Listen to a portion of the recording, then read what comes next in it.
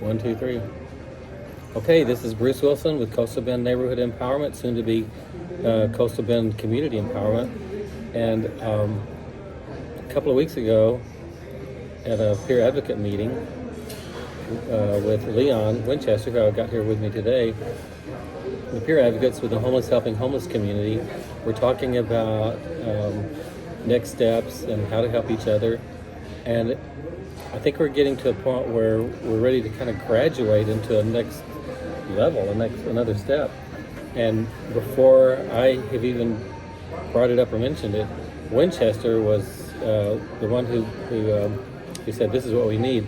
But before he said that, he was talking about his own struggle.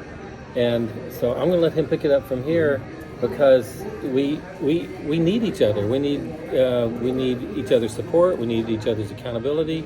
We all need a family. We need a community. When we're struggling to get from homelessness into housing, we need a lot of support. We continue to need case management after we're in a home, but we also need a community. We need a positive social environment. If we go back to the same negative social environment, how does that work? Leon, I'm going to put you on here. If we have a negative social environment to go back to, straighten that up for yourself, however you want it. Right there. There you go, right? Fix it up. Yeah, a negative environment is not conducive for an individual that's working toward anything positive, because the negative environment is going to overrule the positive environment. So it's important for an individual to have a base station, a place where he can go where there's like-minded people that's lending advice and picking one another up. So, and I think that a community-based house or a place that homeless people can be, that's in a home from homelessness to housing, would be ideal, because the individuals that's there don't want to go through the struggle anymore, because they've been already going through things. And so since they have this place that they can be, where they're in association with other people that's like-minded about recovery, about furthering their life, looking down the line, 2 years, I like to set a 2-year goal opposed to a 5-year goal, because 2-year goal is a minimal goal that you can maintain and maybe orchestrate in a better way, because it's shorter. A 5-year plan takes me too far. It's too long of a goal of 5 years. So I fixed 2-year plans. What I plan to accomplish in 2 years, opposed to in 5 years. And in 2 years, I plan to be gainfully employed, which I thank Miss Kathy, because she's going to be there for me and keep me employed. So now I'm just looking to be able to get into some housing, because I have a source of income, and to be in the house, and like I'm saying, it'll be more beneficial for me, especially if there's like-minded people there, people that have the same agenda. And that's why at the end of our pamphlet, it tells us about advocates, peer advocates, and how peer advocates should interact with one another. And if we had a base place that we can be, and other peer advocates there, we can lean on one another for strength and pick one another up on a daily basis from sun up to sundown, because we'll see each other in the morning and we'll see each other in the evening, and we can get some bylaws and probably make some rules and standards for the dwelling, so we can all coexist there together and have a habitation to where we can be proud of, and we can just continue to work on ourselves and work on others, because it's peer advocating, and that's what we're about, and that's what we're planning to do and want to do. So, okay, great, Leon. Thanks. I'm going to get close enough. Hopefully, the microphone will pick me up. So now let's back up a little bit. There's the vision. Bam! You did it. You just put it right out there. How about just introduce yourself, your name, and where are you, and what are you doing right now, and then talk a little bit about the struggle, because you did such an amazing job describing what it's like for you to change people, places, and things, to create a positive social environment, to overcome habits and practices that it's been part of your life for so long. I mean, that's a damn hard struggle. Yes. And you're doing it, and sometimes you're successful and sometimes you fail. Right? And so you talked about that, and so that's why in the end we want to come back around to needing a place where people of like minds, as you say, can support each other, hold each other accountable, encourage each other, support each other, right? Support is so important. You don't just take a person who's had to live on the streets or even in a shelter like you and put them into a house and say, okay, be successful, right? Yeah. So introduce yourself. Who are you and where are you and what are you doing? And we'll talk a bit about the struggle of being out there. I'm Leon Winchester, and like I'm saying, the struggle is really hard. The struggle is difficult because you go through a gauntlet every day. You live in a drug-infested neighborhood, and if you were engaging in drug activity, it becomes difficult for you to navigate through that gauntlet and to be positive and to stay substance-free. Do you live in a drug-infested neighborhood? Yeah, I live in a drug-infested neighborhood. Are you in a the shelter? Neighborhood, yeah, I'm in a shelter. I live in a shelter, but I live in a drug-infested neighborhood. And in the shelter, I wouldn't consider it as drug-infested because it's not really drug-infested. Most people come in there probably engaged in whatever they engaged in before they come in there. And some people that there, they may do some little stuff on the patio that's not really major to me. But that's not helpful. It's not when helpful. You're in a shelter to give you safety and a positive social environment, and they are out there smoking stuff on the back porch. Right. It's not. It's more tempting than anything because, and really, you don't have a real positive setting there.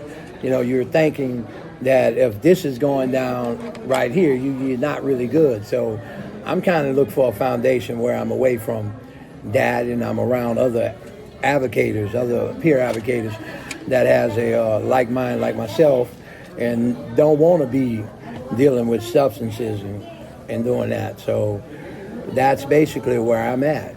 And where I'm at, like I'm saying, it's not really a lot of pressure on me, but I know it's a wrong circumstance and it's being done by leaders that's supposed to be leaders that have a attitude toward your recuperating and doing and changing your life, and that's not conducive to that. What they do, the practices that they do there.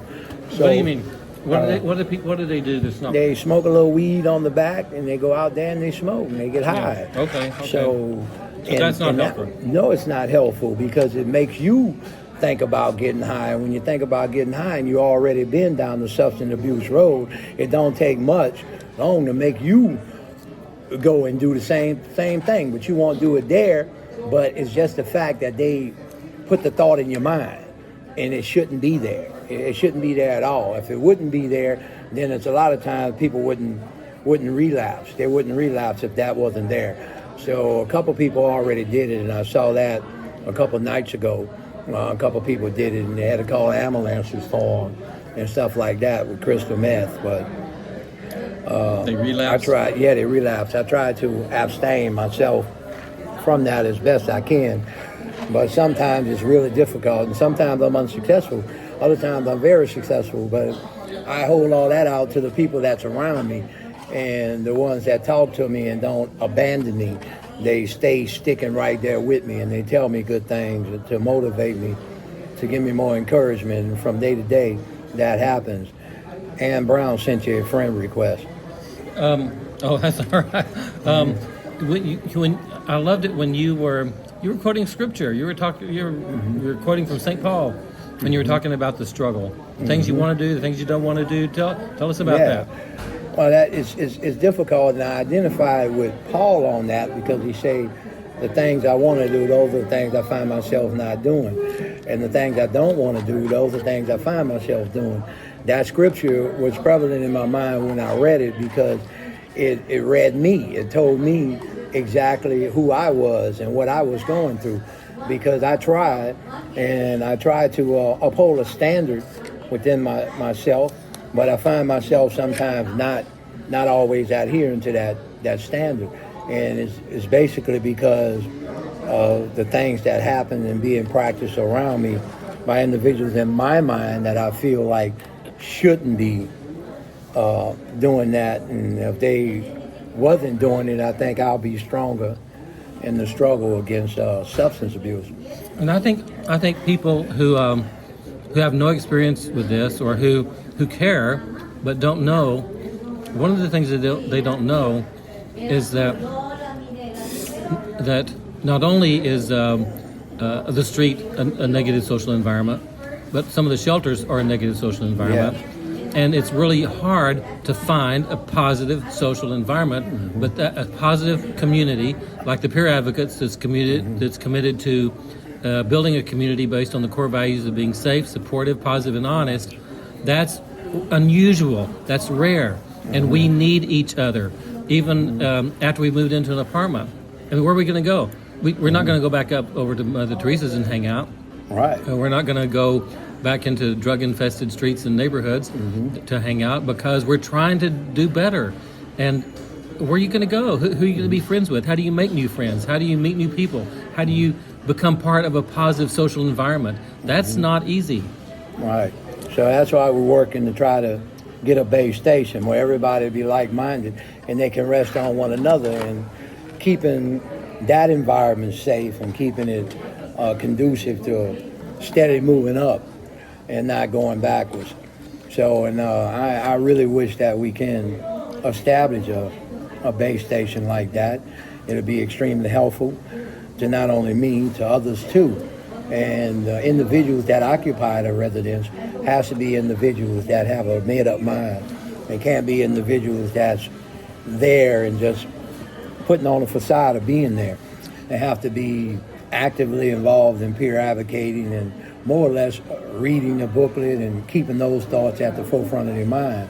Because if you don't, and you flip one time, then Satan, he's waiting to pounce on you. He's in the world as a roaring lion, but to some people, he really is a lion. He's not an illusion. But other people that have some word or some strength, they're able to fight through it, but they don't always win. I'm thinking that a base station, a place that we can be as peer advocates, that we can lean on one another and we can overcome the struggle like that. I actually believe that would work. And there's so many things to think through. It's going to take us a while to think it through. And I'd like something to happen sooner than later, but it takes some time. It's a process. Like, I don't think when you get 20, 30, 40, 50 people into a shelter, that's not going to be a positive social environment for long. You need an optimum community of 4 to 8 people, maybe, something small.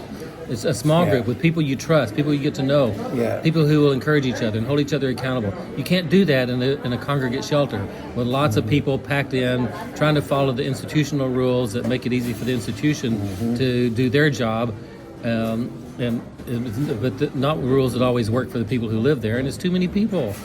So we're thinking of an optimal size, 4 to 8 people. If you're thinking ground rules, you got to think of somebody who can be in charge. I mean, somebody has to run it, right? Yeah, somebody has to run it. Someone has to step up and be able to administer rules, because rules that's why they have lines in the middle of the roads to keep cars from wrecking. So you have to have somebody there to be able to uphold the standards, but he has to be respected by the other people, and that has to be really pounded into the individuals that's there, that if they're not like-minded of it like that and they're not working toward that same goal, then they could very well be extracted from that situation and not even be in it. So, and I think a place where we can be where everybody is like-minded is really crucial, and I'm willing to work toward that. And so we don't have anything like that. That's a step beyond where we are now. Where are we now? Well, who are the peer advocates? What do they do? When do they do it? Where do they do it? Who are the peer advocates? Because that's what we've got to start with. And some of them are already in housing. So there's only about 4 or 5, 6 people maybe who could move into a house together if we could accomplish that. It's not a big group. It's probably about the right size. Yeah, about the right size people, a little 4-room something or something like that, where you can get people in there that's like-minded and that's willing to work toward their success, but other success too. You have to have individuals that have a caring heart for others. If you don't have a caring heart for others, it's not going to work with putting people into a house like that. It become more of an argumentative situation, and some brawling and some disgruntledness up in there. But you're always going to have that, but you don't want to have it to the extreme to where you have somebody that is just not in line with peer advocating, period. And I think that would be a tragic situation to do that. And our peer advocate team that we have now it's not perfect, and it's probably too big for it to move into a house together. I think that's too big of a group.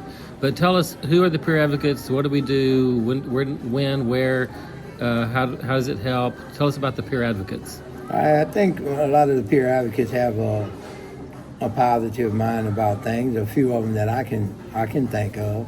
And let me just add that the peer advocates are those people who are part of the helping homeless community. That's what they've called themselves for years now, but they're the ones who have responded positively to working together to encourage and support each other to build a positive social environment, because not everybody wants to do that or is ready for that, and that's okay. Not everybody wants to do that. So let them do what they need to do or what they're going to do.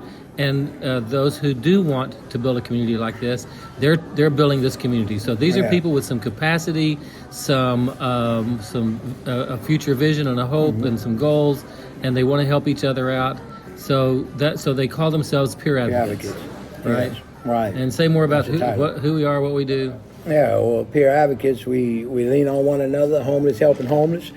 And what we do, we realize where we were and where we at and where we want to be. And we try to work together to maintain that.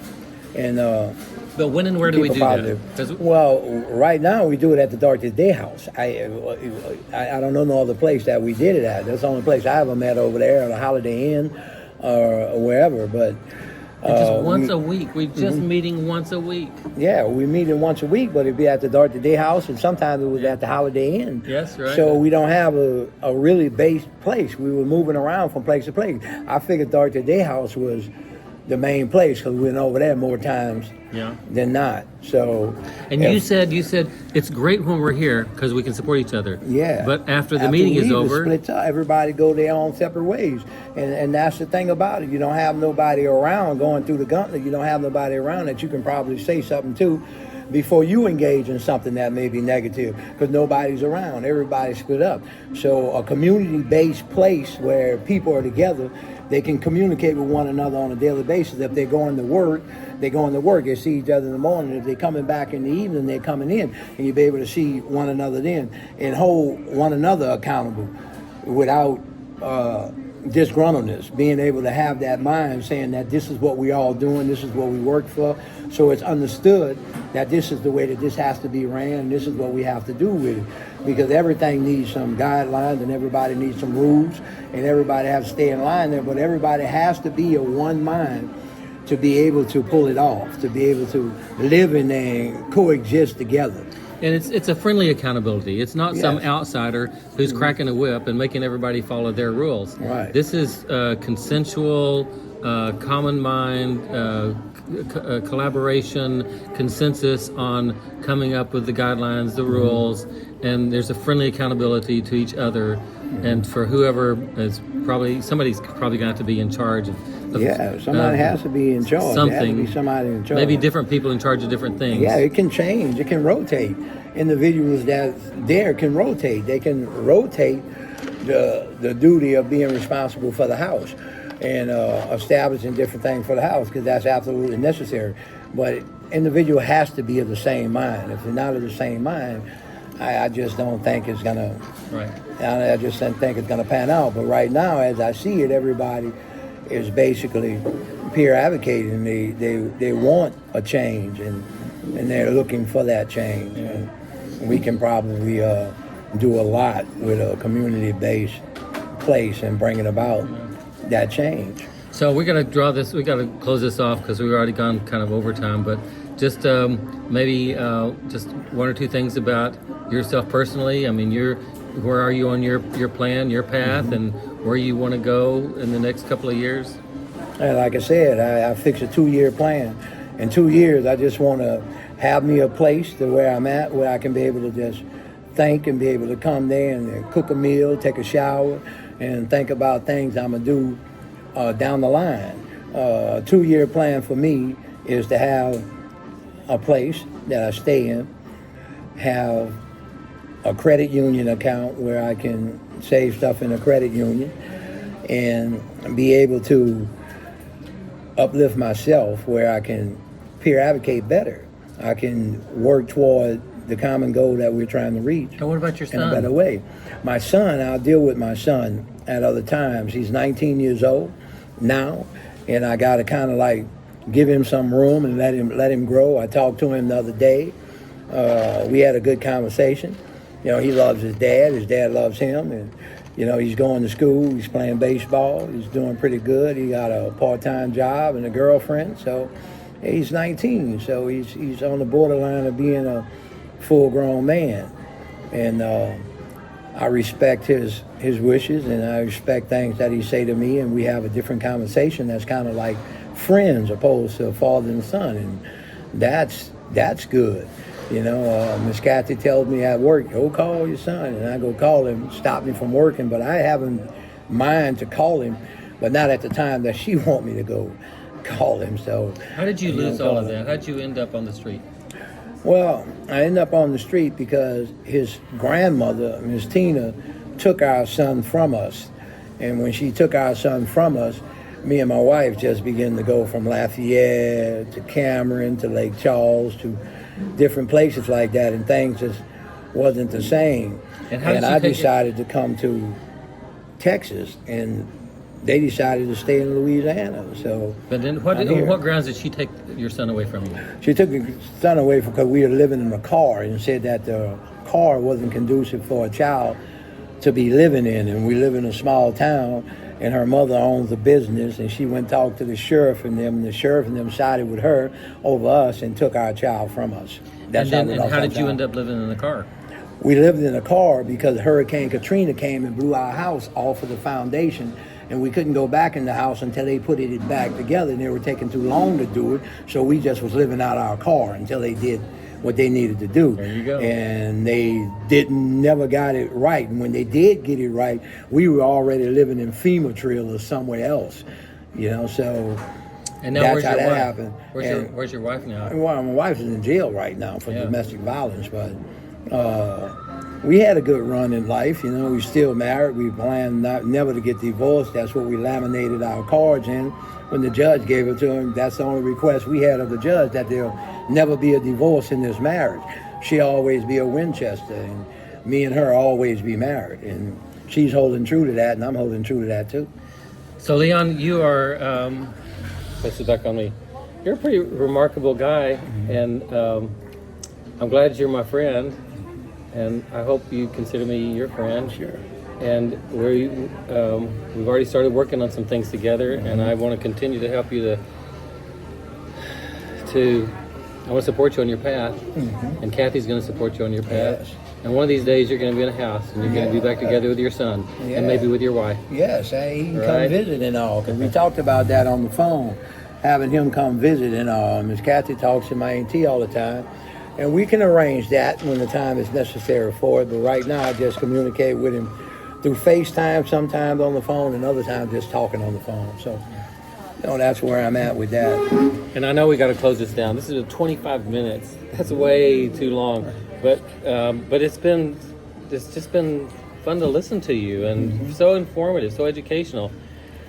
So my friend, thanks for coming and having dinner with me here at the Whataburger, right? Yeah. And sharing your life and sharing it with other people. This is a video of a series that's called Walk a Mile in My Shoes. We want people to walk a mile in the shoes of our friends who are on the streets, because you just don't know. You just don't know unless you're willing to walk a mile in somebody else's shoes, right? Right. Winchester, thank you, brother. Appreciate it. Thank you. Yes, sir. I really appreciate it myself. I enjoyed it. All right. Love you, man. Okay. All You right. too. See you later. All right.